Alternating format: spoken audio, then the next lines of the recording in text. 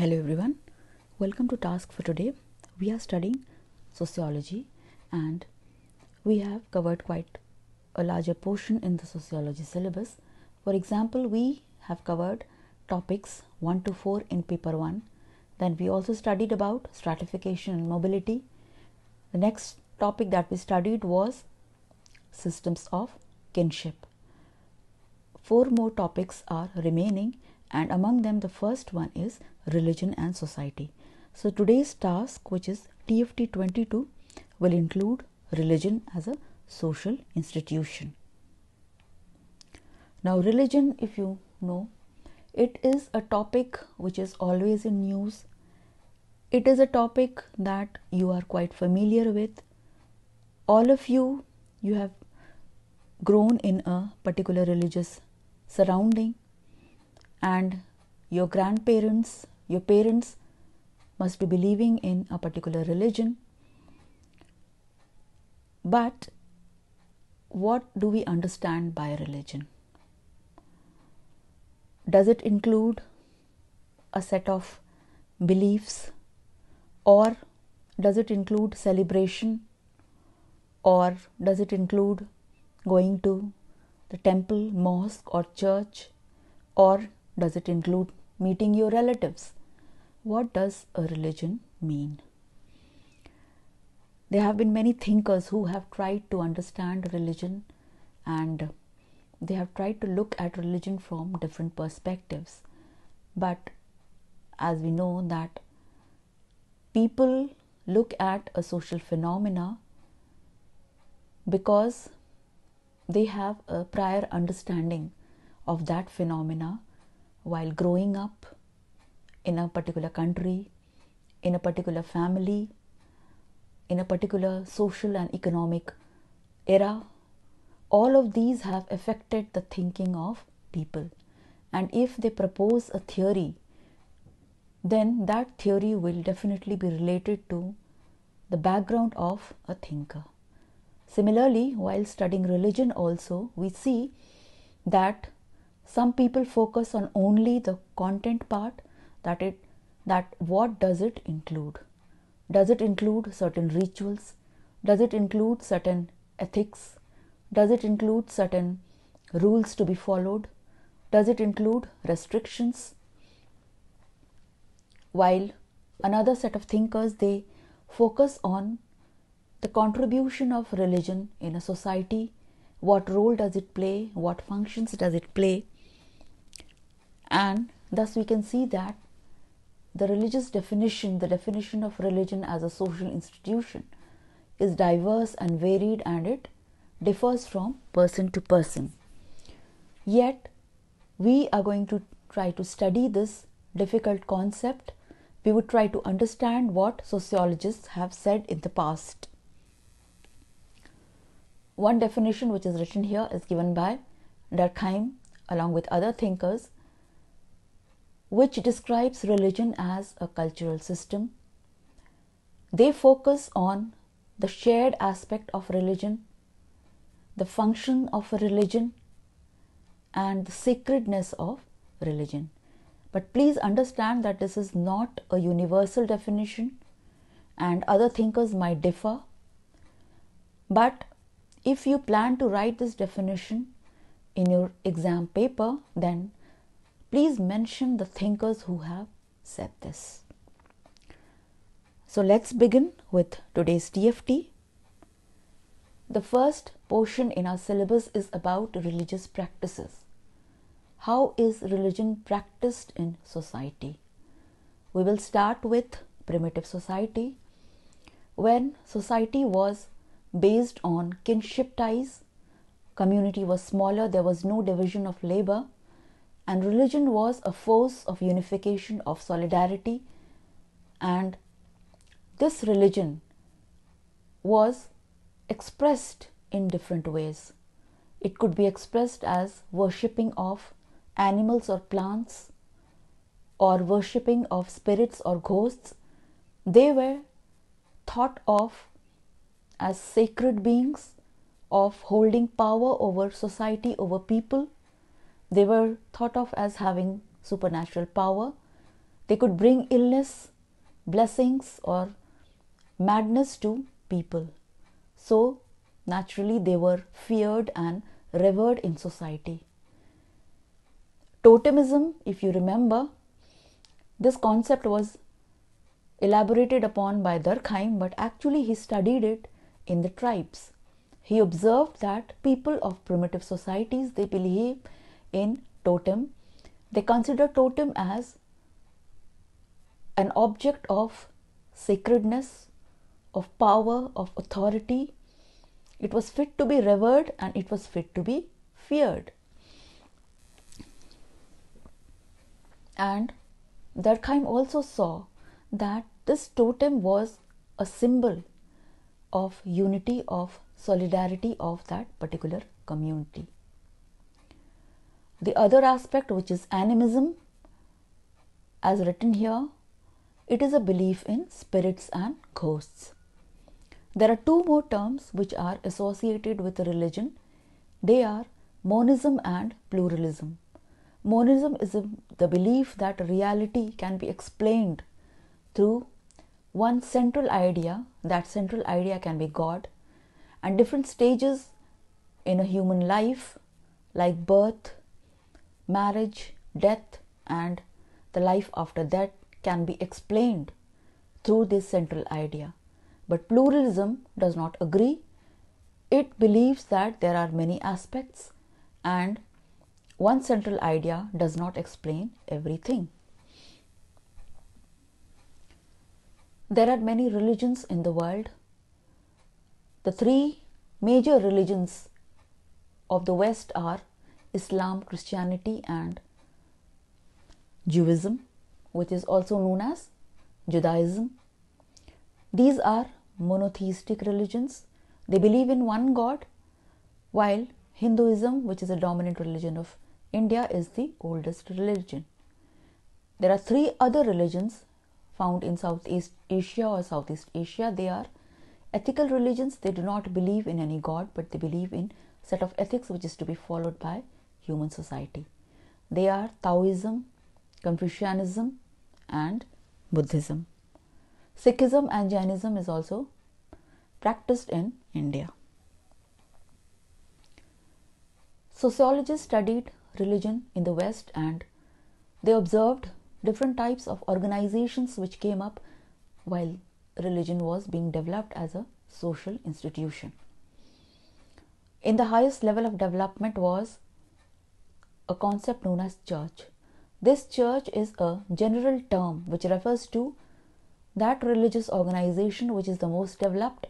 It has its own set of rules and regulations. It has a bureaucracy, a hierarchy of religious officials, and it is quite conservative. It is status quoist.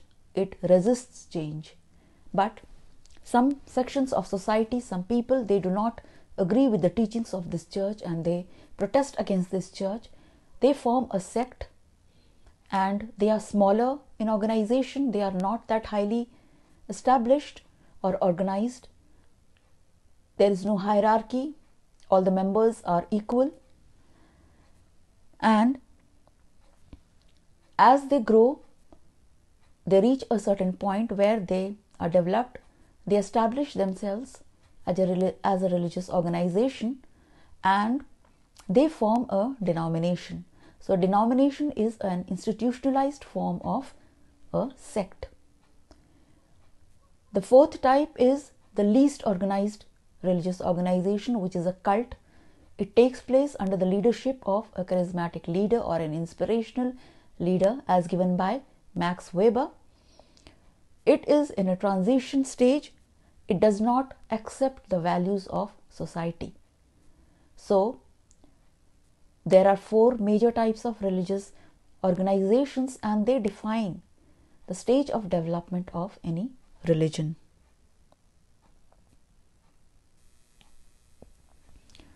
There are different perspectives which have tried to study religion. First one is the functionalist perspective. It stresses on the functions of religion to the maintenance of social order and the promotion of collective consciousness and value consensus. First one is given by Durkheim. He believes that religion is a force of unity, of solidarity, of integration. It gives a set of collective conscience, and it strengthens these conscience through different rewards and sanctions. Also, there is an element of collectivity. People worship together. There are many rituals also where members of a particular religion, they join together and they celebrate as well as they mourn together. There is a concept of sacredness and profaneness. Objects or these values of a religion, they are divided into sacred and profane. Sacred values are those values which have a sense of authority over people. They command respect and they cannot be touched, they cannot be polluted by people. Durkheim explains the concept of religion through totemism. He says that every group of religion has a certain totem, and totem is nothing but a worshipping of society. The next thinker who studies the functionalist perspective is Malinowski. According to him, religion is like a balm to emotional stress. It tries to reduce anxiety and life crisis of people, and it is accompanied by religious rituals to mark the different stages of a human being. For example, the birth, puberty, marriage and death. And these religious rituals are celebrated among the people of a particular religion. They promote social solidarity. The third thinker, who is also a structural functionalist, Talcott Parsons, he stresses upon the value consensus, all the agreement of the values which are to be followed by people of a particular religion. These guidelines provide the basis of that society or community, and they help people in solving the problems of human life. They also provide answers to their different queries. For example, in Christianity, people follow the 10 commandments and they guide them in their day-to-day life.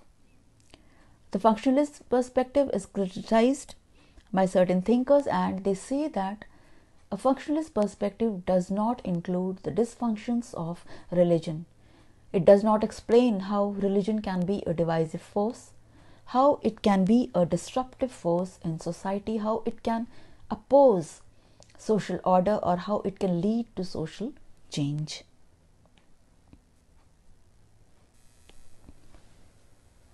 The next perspective is Marxist perspective.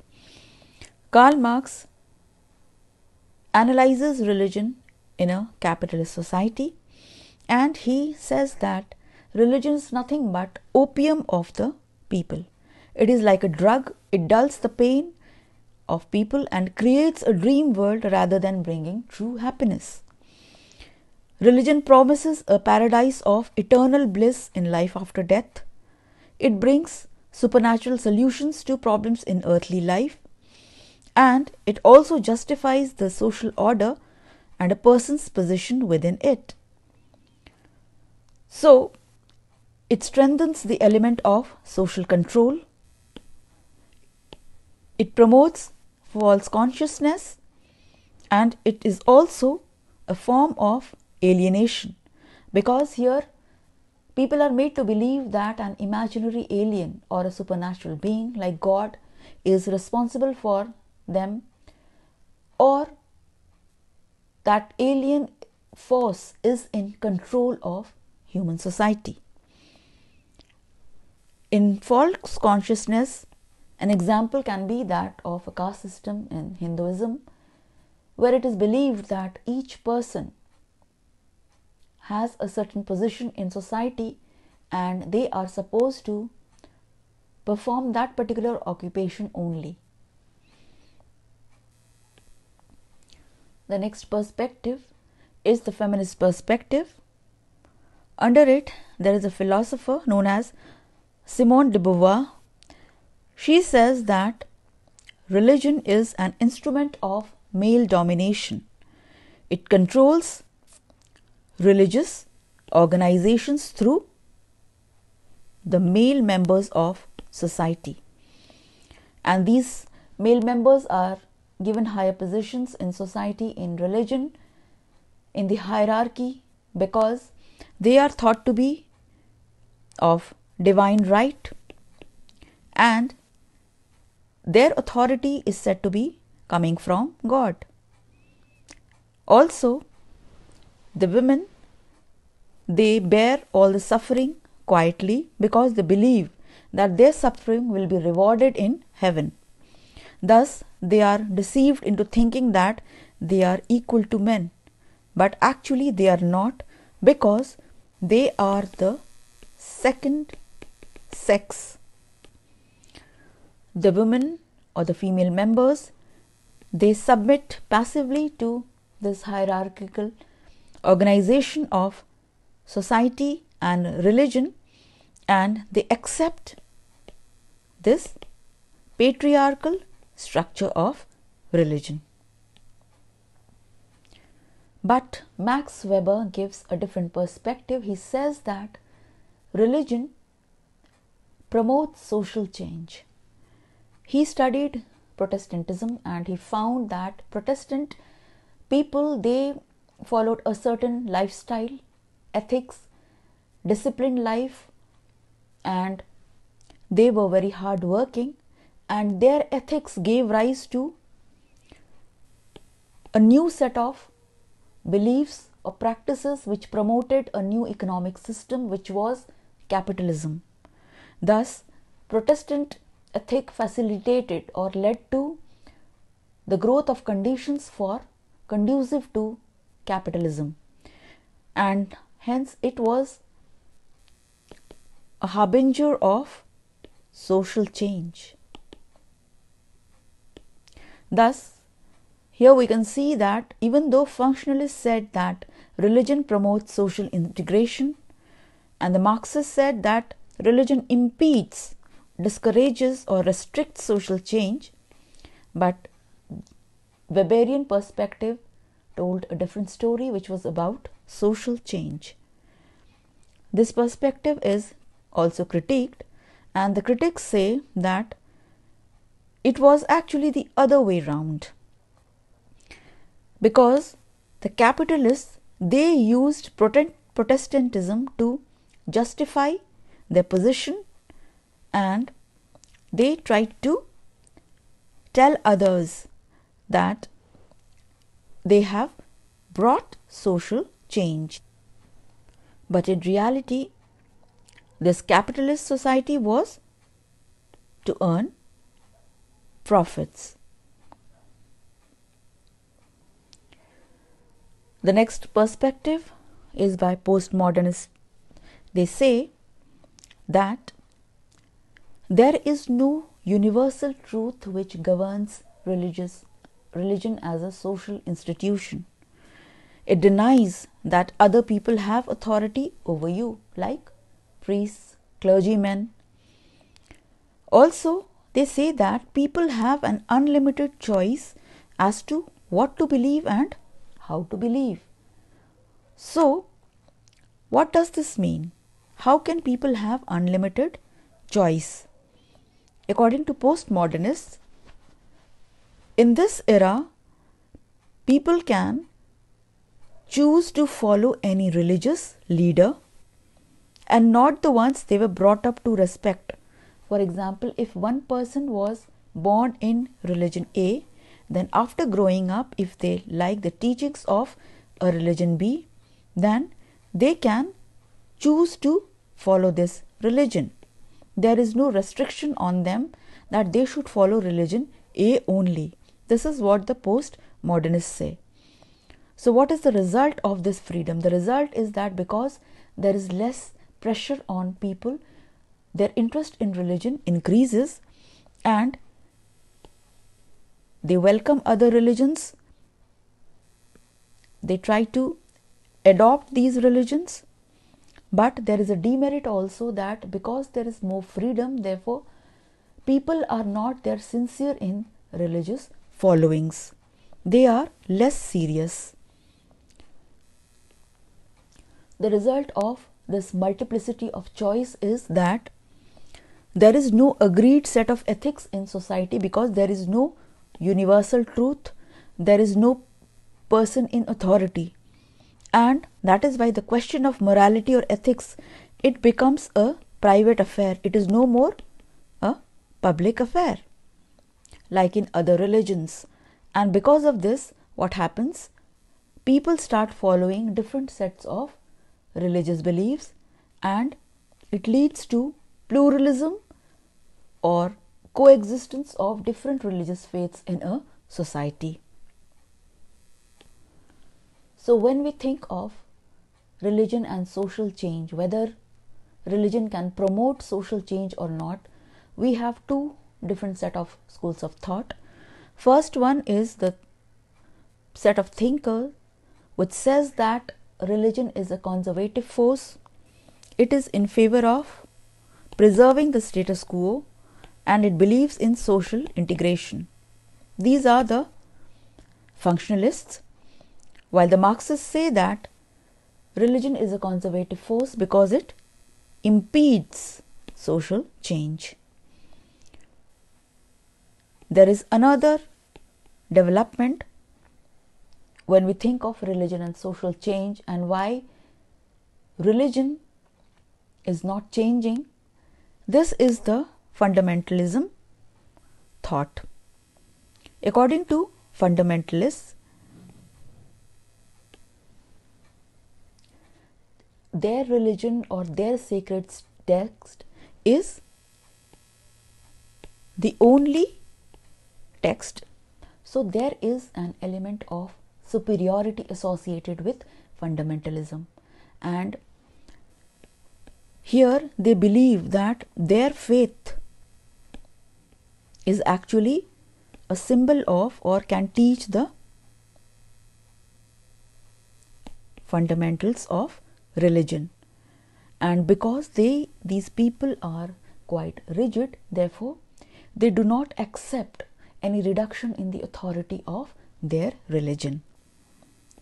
But there is another school of thought which says that religion promotes social change, and this is by Weber, who studied Protestant ethic and capitalism, and he found that it was the ethic of Protestantism which gave rise to capitalism.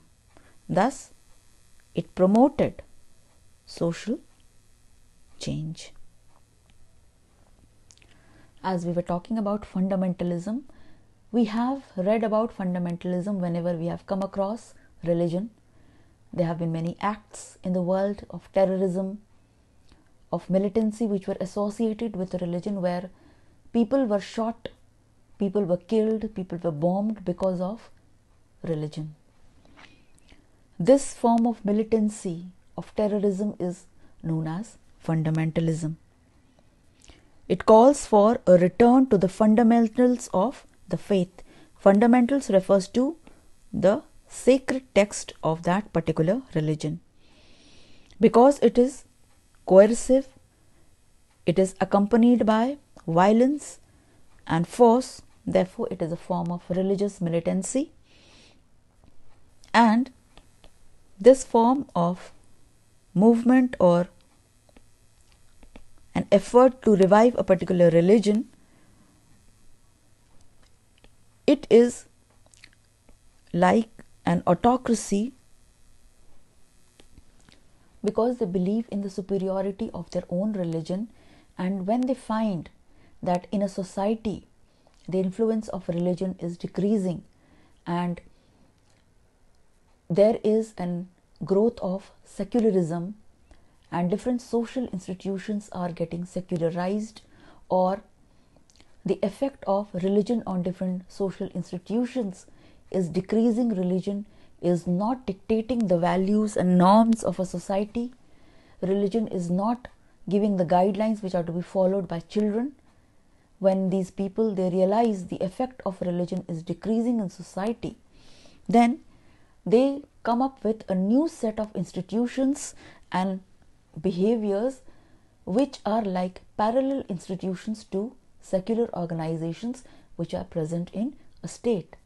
So they try to invade or permeate through the society through different social institutions. They want to strengthen the hold of their religion in different parts of society. So what are the features of fundamentalism? It refers to a group when it perceives a challenge to an ultimate authority, then a movement is born which is known as fundamentalism. And this ultimate authority in which they believe is usually a god, and the group sees that the effect of the central authority has decreased and they cannot accept this particular challenge, they cannot tolerate this challenge, and they want that this authority or the effect of the central authority of this religion should be restored in society. They want to reaffirm their belief in the authority that is being challenged. And what do? They oppose those people who challenge the established beliefs, and through political means. So this is another factor which opposes any kind of change in society or the stronghold of their religion in society. There is another concept which is also associated with revivalism or reawakening of interest in a particular religion, just like fundamentalism, but it is not militant. It is a moderate movement compared to fundamentalism, and it usually takes place after a period of inactivity, when it is noticed that a particular religion has started to lose its importance in society. Then the members of society, the religious leaders, they try to revive interest of the community in that particular religion, and they start movements. These are known as religious revival movements.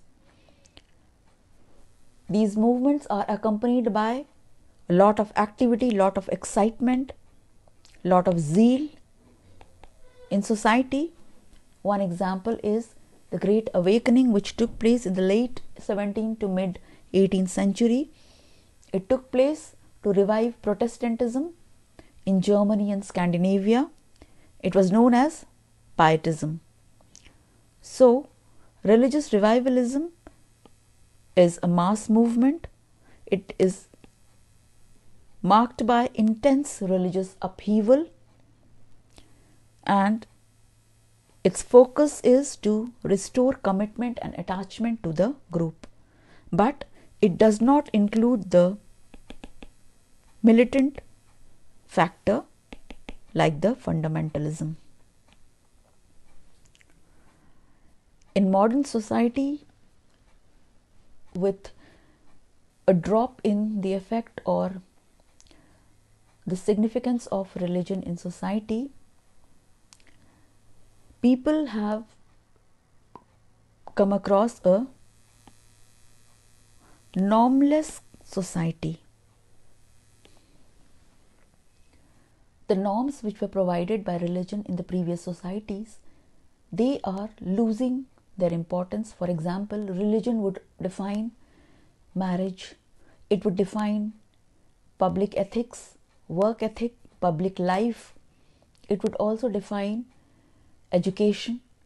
All these norms have started reducing, have started losing their significance, and this phenomena is known as secularization. It is a process whereby a religion loses its influence over the various spheres of social life. But how do we understand, how do we realize that secularization is taking place in society? There are three aspects, three features of secularization.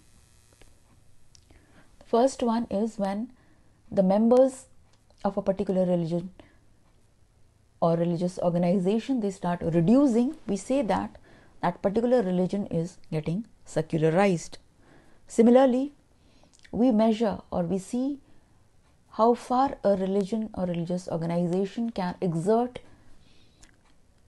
social influence, how much wealth does it have in society, how much prestige does a religion command in society. If it starts decreasing, then we say that the religion is reducing, the significance of religion is reducing, and the society is being secularized. Similarly, we measure the growth or importance of the beliefs and values of a particular religion, which is known as religiosity. And if we find that people no longer adhere or practice the beliefs and values of a particular religion anymore, they do not give importance to these beliefs, they go against these beliefs, then we say that secularization is taking place in society. But there is another side to this story. We say secularization is taking place because we have defined religion in a particular manner. But what if there are other definitions of religion? Can we then also say that religion is decreasing, its influence is decreasing, or secularization is taking place? Also, even if church attendance is decreasing, yet people are increasingly following personal spiritual methods, or they are accepting personal spiritual beliefs. So even if a church attendance is reducing, the personal aspect of religion is increasing. Another factor is a growth of new religious movements.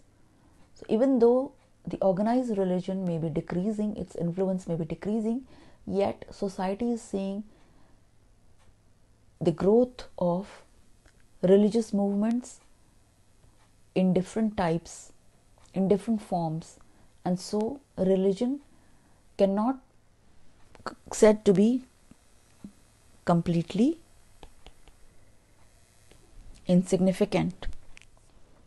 There are also forces of fundamentalism, which is a step towards return to strong religious beliefs. So it is also a force which is acting against secularization.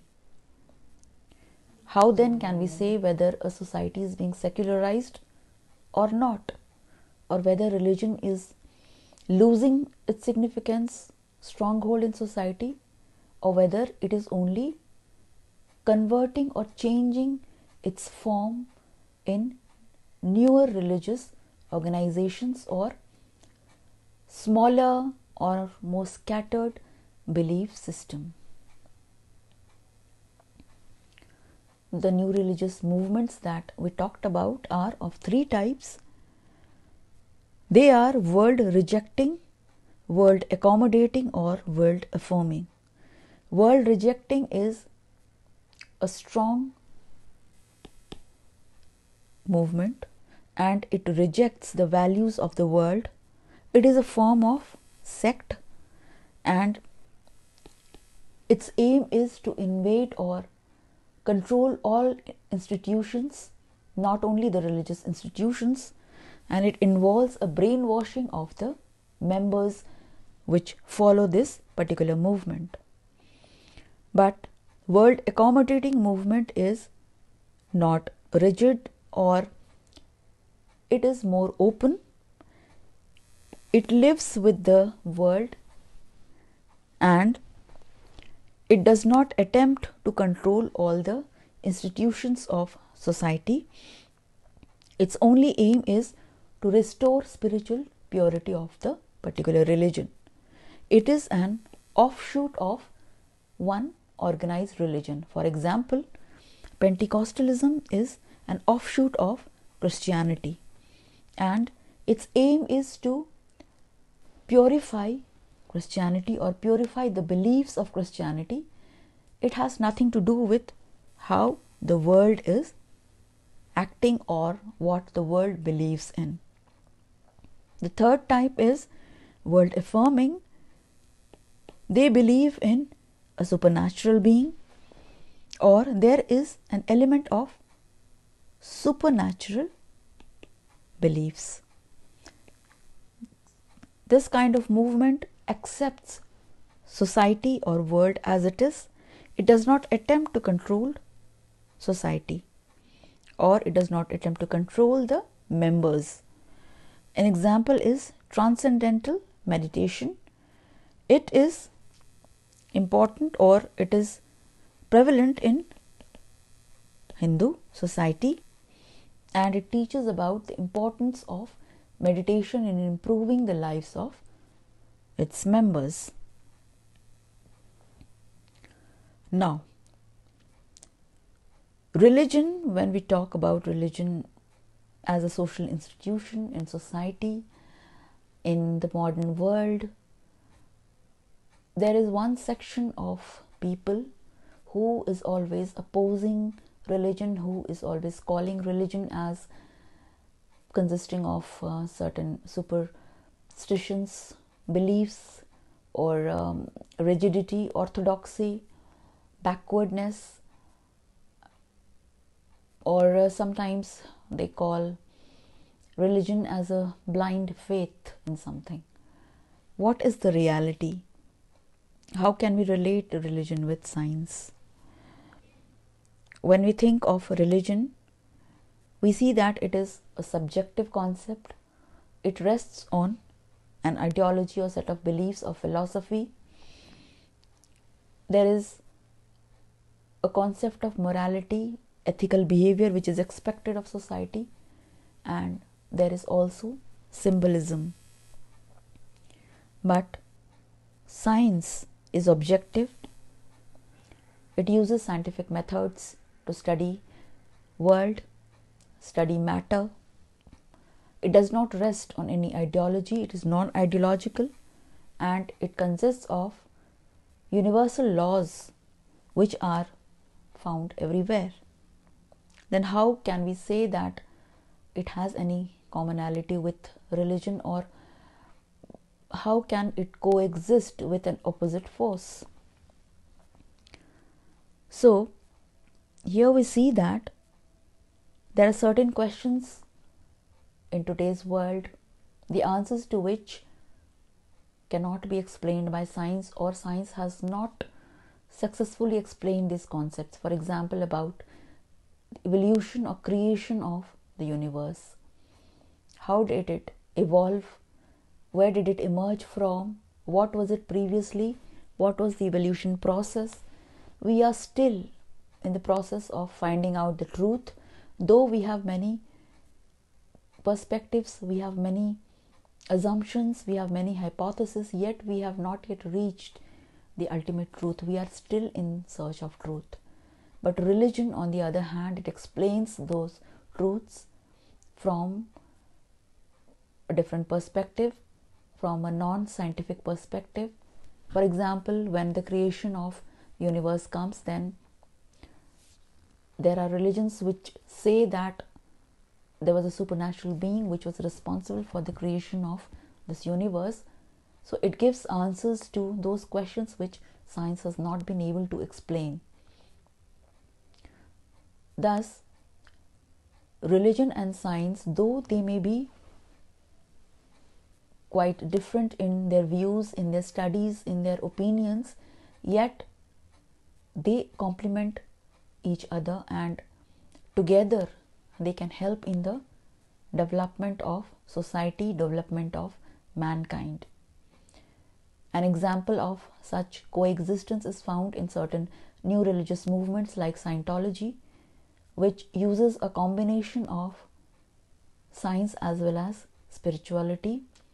It gives types of minds, and it says that human mind consists of the reactive mind, which takes care of the emotional aspect, the pain of people, while the other mind is the analytical mind, which is the rational mind, which takes care of the consciousness. So these are examples of new kinds of movements or religion in its new form, which is trying to build a bridge between extreme forms of religion as well as science. When we think of Indian society is a multicultural society, a plural society. There are many religions which are coexisting in Indian society, and according to 2011 census, we find that this is the statistical structure of different religions. Hinduism comes at the first place, then the Muslims, Christians, Sikhs, Buddhists, Jains, and there are people who follow no religion. There are certain features associated with Indian society, and Indian society is a pluralist society, multicultural society. It is a follower of the concept of, or the idea of, unity in diversity, but we also see instances of communal riots, communalism. Sometimes these differences can lead to problems in national security, but religions also help in promoting social solidarity. During religious celebrations, people come together, meet each other, and many people, they celebrate the religions which belong to other people, other communities.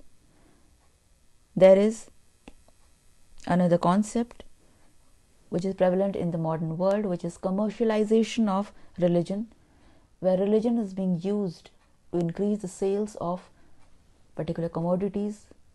For example, in festivals, certain religious fests are organized, religious gatherings are organized, where people are charged huge fees. When we talk of religion in India, how can we forget the religious minorities? Religious minorities are mainly from the three communities, which are Muslims, Christians, and Sikhs. There are many problems which are associated with these minorities. First one is related to poverty or relative deprivation. Some of them are not developed, they are not growing economically, and they are deprived of many facilities, of the essential and basic services. They suffer from inequality in the field of education, employment. They are excluded from many communities. They are discriminated. Many of them are unemployed, and they have to make a lot of effort to make their ends meet. They are scattered in different parts of India. Some of them have migrated to other parts because of need for jobs, for educational purposes. Some of them have left their villages, they have gone to towns. They are also living in slums, and in many cases it is seen that although Constitution has given them rights to these religious minorities, yet many times these rights are not being enjoyed by them, or they are being oppressed and exploited by people of other religions. Religion forms a very important portion of the current affairs, and the latest news is of religious conversion. Religious conversion is a right, or it forms a part of the constitutional right to freedom of religion. Yet sometimes it is misused people force others to convert to their own religion, or sometimes they make offer, they provide them with monetary benefits, or they make promises of certain privileges in case of conversion. So religious conversion is a very sensitive topic. This right to freedom is not an absolute right, if you know this very well. And if these religious conversions, they start threatening national security or disturbing the unity of people, disturbing the social fabric of Indian society, then certain restrictions are required to control this freedom. And then comes the role of the state. Also, in the current affairs, you would see that in religion or religious organization, most of the dominant positions are of male members, and this shows the patriarchal mindset of society. But nowadays, females are coming up, they are educating themselves in religious matters, they are taking up courses in religious teachings, theology, and they are becoming priests. So initially, when this process started, it was met with a lot of opposition, but now society is opening up and welcoming this change, and it is bringing women to an equal platform, even in the case of religion. The third point, or third news related to religion, is regarding temple entry. Religion sometimes acts as a force which strengthens discrimination, and here people belonging to a certain community, certain gender, certain age group, they are not allowed to enter the temple. And in this situation, that religious community, should it be allowed to follow this practice of discrimination in the name of religion, or should state intervene, should the judiciary intervene and make laws to remove these restrictions, to open religion to religious institutions? This is a dilemma which society faces, whether religion in the name of different beliefs and practices, should it be allowed to strengthen patriarchy? Should it be allowed to promote discrimination?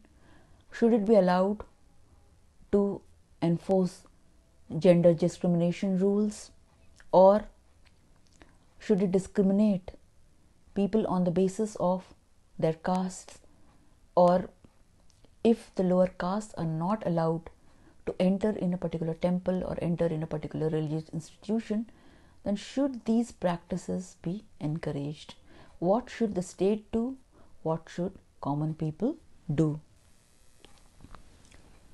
So, when we think of religion as a social system, then how open is it, or whether it is opening up the boundaries to other religions also? This is a question that needs to be pondered upon. The source which is to be followed for today's portion on religion, primary book would be the blue book, which is Haralambous chapter on religion and beliefs, but it includes most of the theories and concepts. So for studying about the latest trends or developments, you can also refer to the book Sociology by Anthony Giddens. It has a chapter on religion in modern society. You can go through it once, but after reading Blue Haralambous only. That is all for today. Your next task will be on work and economic life. Please read religion, and try to revise the previous TFTs also. And you need not make any notes right now. Highlight first after understanding a bit of what today's TFT is about. Note making can be done later. So all the best. We wish you all the very best and thank you.